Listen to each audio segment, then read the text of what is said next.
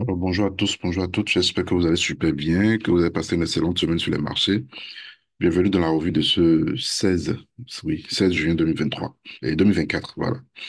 Alors, cette semaine, nous avons eu la forte accélération sur le dollar. Là, je suis sur le graphique du DXY. OK. On a d'abord eu un gap à l'ouverture du marché le dimanche passé. Et puis après, bon, on a eu une forte correction du fait de l'IPC. On a eu l'IPC le mercredi, voilà, l'indice des prix à la consommation qui est sorti le mercredi.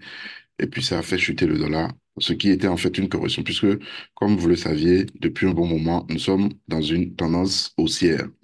Que ce soit à court, moyen ou long terme, on est dans une tendance haussière. Et tout ce qu'on a eu ici depuis le mois d'avril, hein, d'avril, oui, mi-avril, c'était une correction. Donc, on a eu la cassure de la droite, on a eu la correction du fait de l'IPC, et puis là, on a eu la continuation du mouvement. Et si je viens en daily, vous allez voir que le graphique, que la tendance, d'accord, reste haussière et que nous sommes en train d'assister à un nouveau mouvement, d'accord, une impulsion haussière actuellement. Alors, je prévois, d'accord, pour mes prévisions la semaine à venir, je prévois une correction, je reviens en H1, je prévois une correction puis une continuation de ce mouvement. Toujours est-il que nous sommes en tendance haussière et tant qu'on sera au-dessus de ce support haussier, d'accord, je serai acheteur sur le dollar. Je serai acheteur sur le dollar. Et si, comment on appelle ça?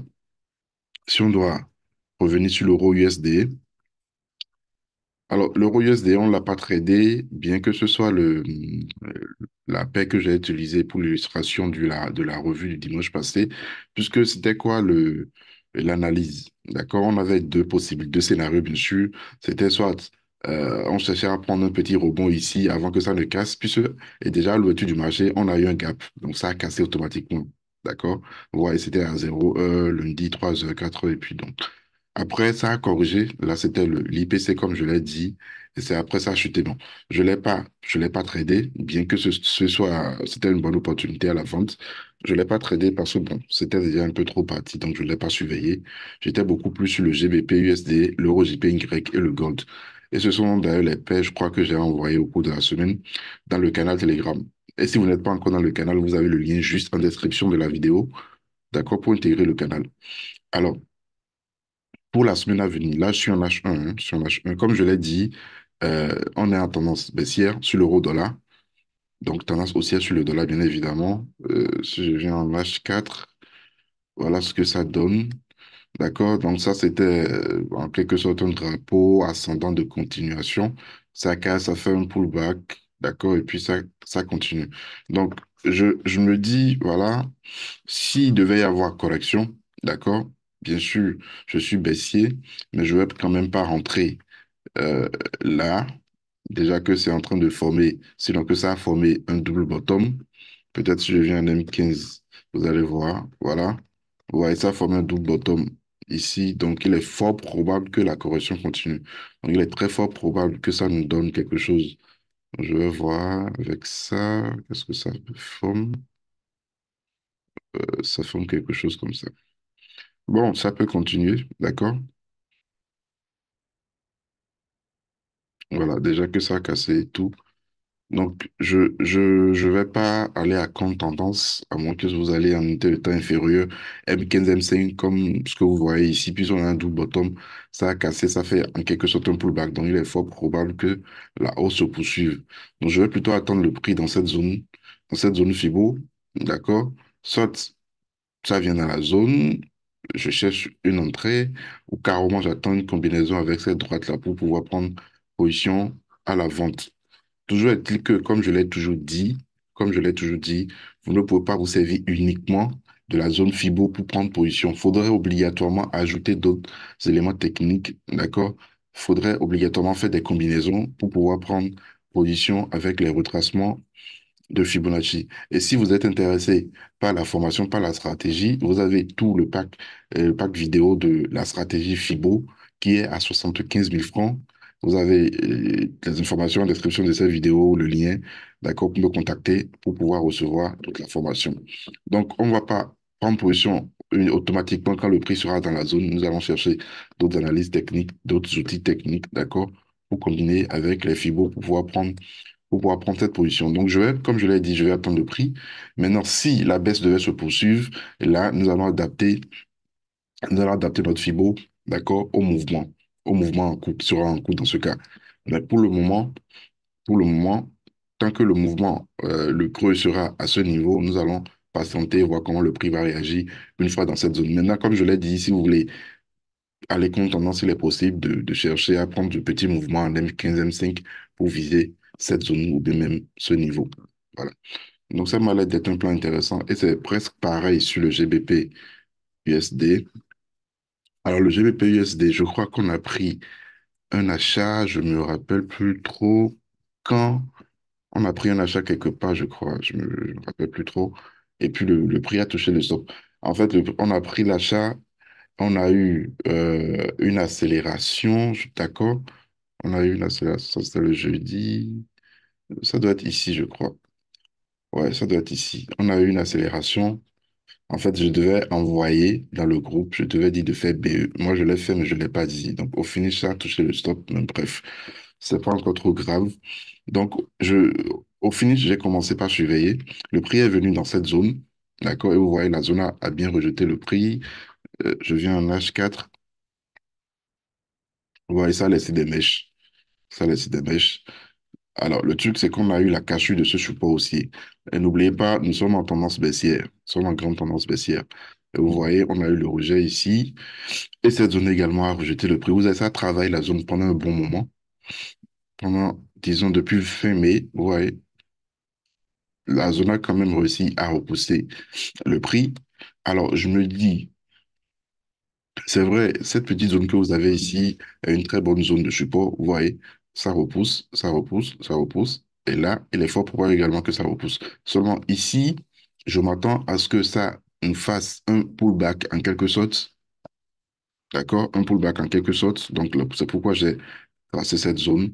J'ai tracé cette petite résistance baissière. Donc, c'est un peu comme le même scénario sur, comment on appelle ça? Sur l'euro USD. D'accord? Un peu comme le même scénario sur l'euro USD. Donc, je m'attends à, à une, à une correction, à une correction dans cette zone pour pouvoir prendre une vente. Voilà. Donc, c'est en quelque sorte le même scénario sur l'euro USD en fait. Donc, ça m'a l'air également d'être un plan. Donc, comme je l'ai dit, si la baisse devait se poursuivre, on va adapter le FIBO. Alors, après le GBP, vous avez le Gold également. Le Gold également, on l'a tradé au cours de la semaine et c'était parfait. Mais le vendredi, je crois, hein, le vendredi, oui. Le vendredi, il y a une position qui a été prise. Ah oui, il y a une position qui a été prise, voilà, le vendredi, et puis ça a touché également le stop loss. Je crois que c'était les deux stops qu'on a pris la semaine, le GBP et le Gold. Mais à part ça, tout le reste, c'était vraiment bon. Alors, le Gold pour cette semaine, un instant. Alors, mon plan sur le Gold, déjà sur le Gold, c'était quoi? Vous voyez, nous avons cette, comment on appelle ça? Cette figure de retournement, d'accord? Je viens en daily, vous allez mieux voir. Nous avons un double top ici. On avait parlé de ça la dernière fois. Je disais, voilà, on est venu dans cette zone, donc il est fort probable qu'on ait une nouvelle hausse avant que ça ne casse. Donc, c'est ce que nous avons eu cette semaine. Donc, on a tradé cette hausse au cours de la semaine. D'accord? Alors, si je viens en H1, je disais tantôt que vous avez cette zone FIBO.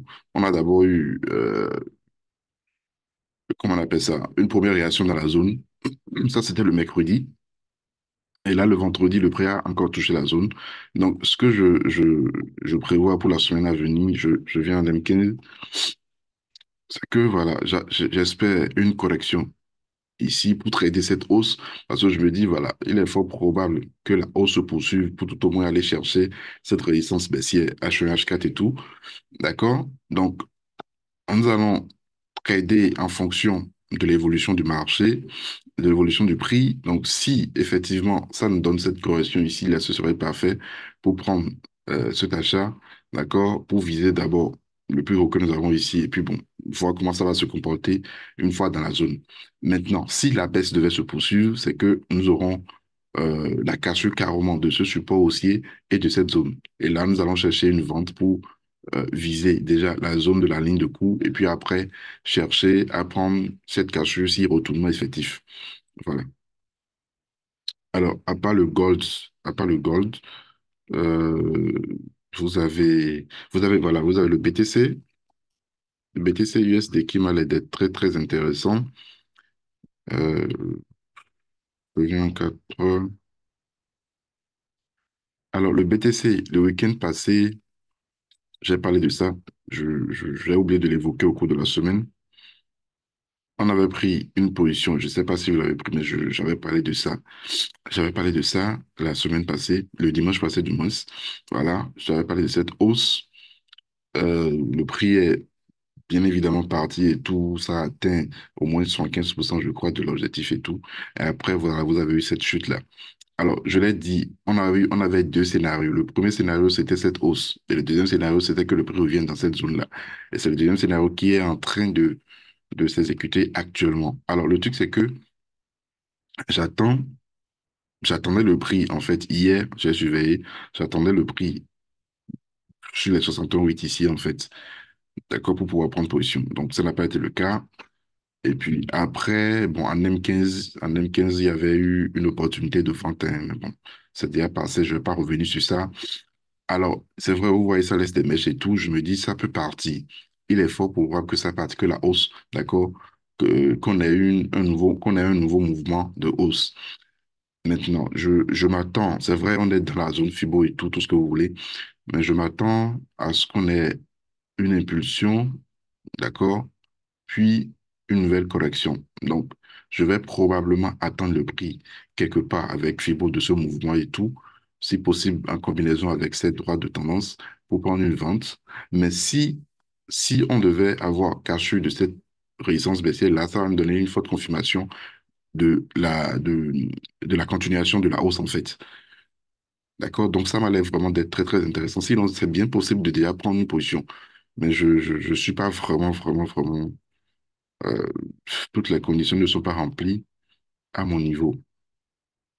On a la cassure, bien évidemment, et tout, ça laisse des mèches.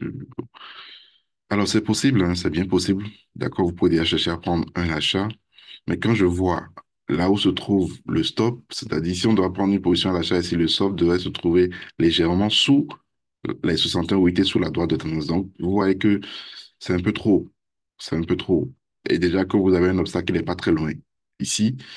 Donc, ce serait peut-être du un pour un ou peut-être même du 0,80, bon, du un pour 0, et quelques. Donc, ce serait pas bien. Ce serait pas bien. Donc, soit le prix revient dans la zone, peut-être chercher carrément les 61,8 ou bien même toucher le support haussier, puisque ça l'a pas encore touché, d'accord? Ou soit on attend une nouvelle correction, c'est-à-dire impulsion, correction, pour pouvoir prendre position. Mais comme je vous l'ai dit, si ça cassait cette droite de tendance, là, on aurait vraiment la confirmation et puis on pourrait chercher une nouvelle entrée à la hausse. Mais ça va vraiment l'air d'être vraiment très, très intéressant. D'accord? Et ça, voici nos scénarios vont s'exécuter. Alors, à part cela, voilà, l'euro GPY. L'euro GPY, on l'a tradé en aller-retour plusieurs fois au cours de la semaine. Ça, je crois que ça, c'était la semaine surpassée, je crois. Voilà, c'était la semaine surpassée. Voilà. Alors, l'euro GPY, c'était quoi? Voilà. Alors, c'était quoi? C'était le dimanche passé, le plan, c'était de chercher à prendre une position sur ce rebond. Mais à l'ouverture du marché, on a eu un gap. Paf. Donc, on n'a pas pu prendre la position. Donc, c'était ça, ce que vous avez tout à l'heure. Alors, au cours de la semaine, on a tradé les baisses plusieurs fois, deux, voire trois ou quatre fois au cours de la semaine et tout. Et maintenant, alors, je vais voir ce que nous avons. Ça me donne quelque chose comme ça.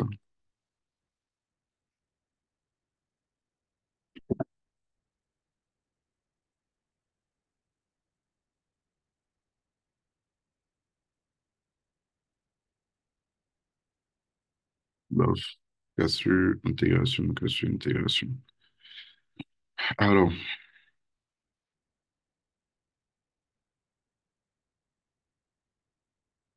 Je regarde ça. Alors, je garde cette baisse-là.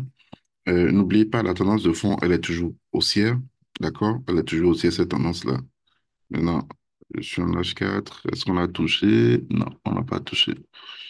On n'a pas touché. Donc, voilà.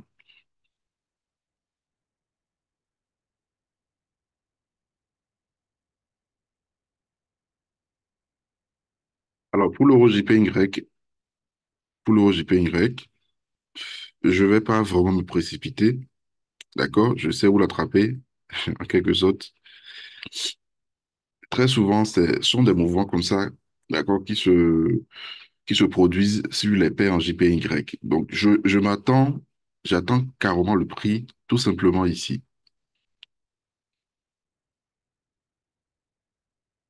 Tout simplement. Tout simplement ici. D'accord? Donc, ça va peut-être en H1, ça va peut-être chercher 61,8 ou bien 50% de ce mouvement en H1 et redescendre, redescendre. Ça peut consolider. Toujours est-il que je l'attends dans la zone. Et si possible, d'accord, ici. Si possible, sur ce mouvement. Et là, ce serait vraiment parfait pour une nouvelle hausse. N'oubliez pas, on est toujours en tendance haussière. Vous voyez? D'accord? Donc, voilà.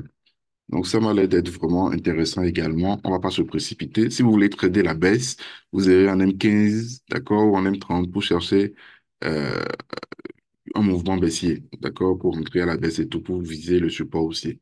Mais comme je l'ai dit, je vais plutôt attendre et voir comment ça va se passer. Voilà. Alors, je n'ai pas d'autres. On verra au cours de la semaine s'il y a d'autres paires et tout à trader. Il y a aussi le Nasdaq qui m'a l'air d'être vraiment intéressant, mais on verra au cours de la semaine. Donc, voilà. N'oubliez surtout pas de liker. Alors, j'ai envoyé un message dans le canal Telegram pour ceux qui sont intéressés par le suivi individuel. C'est-à-dire, vous ouvrez un compte par mon lien de partenariat avec le broker INSEM. Vous avez 500 et 100% de bonus jusqu'à $500 de dépôt et 20% jusqu'à $10 000 de dépôt. Donc, en quelque sorte, 10 500 $ en fait. À part cela, et ça, c'est pour ceux qui sont au Bénin, en Côte d'Ivoire et Ghana. Donc, les autres pays vont venir après. Mais pour le moment, c'est le Bénin, Côte d'Ivoire, Ghana. Donc, si vous êtes dans l'un de ces pays, vous avez le lien, mon lien en description, et mon lien en description de la vidéo, oui, et aussi dans le canal Telegram. Vous ouvrez un compte, vous m'envoyez l'idée, vous faites un dépôt minimum de $100, et puis voilà, vous êtes ajouté à mon, comment on appelle ça, mon canal de diffusion. Donc là, automatiquement, vous bénéficiez du suivi individuel pour vos prises de position et analyses. Alors, vous passez une excellente semaine. Bon dimanche à vous.